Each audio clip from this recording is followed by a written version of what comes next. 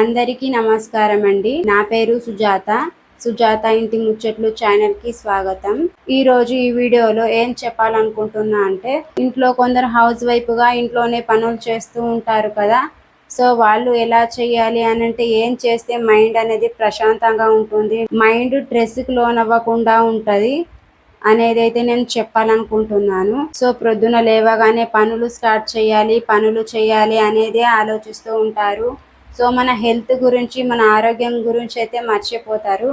So ఇది చేయాలి, so ఇవాళ ఈ వంటలు చేయాలి, సో ఈ స్నాక్స్ తినాలి అనేది, అవన్నీ ఆలోచనలన్నీ పక్కన పెట్టేసి ప్రొద్దున లేవగానే 1 లీటర్ వాటర్ తాగడం వల్ల వాళ్ళ ఆరోగ్యం కూడా చాలా బాగుంటుంది. మైండ్ అనేది ప్రశాంతంగా ఉంటుంది, స్ట్రెస్కు లోనవ్వకుండా కూడా ఉంటుంది. ఎందుకనంటే కొందరు హౌస్ వైఫ్ గా ఇంట్లోనే ఉంటారు కదా. సో కొందరు బయట వర్క్ చేసే వాళ్ళు కూడా ఉంటారు.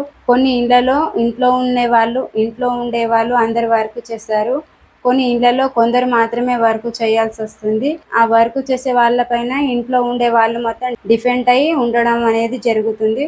సో వాళ్ళ గురించి అయితే నేను కొన్ని టిప్స్ చెప్పాలనుకుంటున్నా. ప్రొద్దున లేవగానే లిక్విడ్ ఐటమ్స్ ఎక్కువగా తీసుకోండి. టిఫిన్, స్నాక్స్ లాంటివి తొందరగా తీసుకోవద్దు. లిక్విడ్ ఐటమ్స్ అంటే వాటర్, జ్యూస్ అలాంటివి ఎక్కువగా వాడడం వల్ల హెల్త్ అనేది హెల్దీగా కూడా ఉంటది, మైండ్ కూడా ఫ్రెష్ గా ఉంటుంది. డిఫరెంట్ ఆలోచనలు అయితే రావడం అనేది జరుగుతుంది. దాని వల్ల మన ఆరోగ్యం కూడా చాలా బాగుంటుంది. మన చేసే పనుల విధానం, మనం ఉండే పద్ధతి, సో అవన్నీ చాలా బాగుంటాయి. ఎందుకనంటే ఆరోగ్యమే మహాభాగ్యం. ఆరోగ్యంగా ఉంటేనే అన్ని పనులు అనేది నిదానంగా ఉంటాయి. మన ఆరోగ్యమే బాగాలేకపోతే మనం చేసే పనులు కూడా ఎక్కడ ఆగిపోతాయి కదా. సో అందుకనే చెప్తున్నాను, టిఫిన్, స్నాక్స్ లాంటివి ఎక్కువగా తీసుకోవద్దు. ప్రొద్దున లిక్విడ్ ఐటమ్స్ లాంటివే తీసుకునాలి.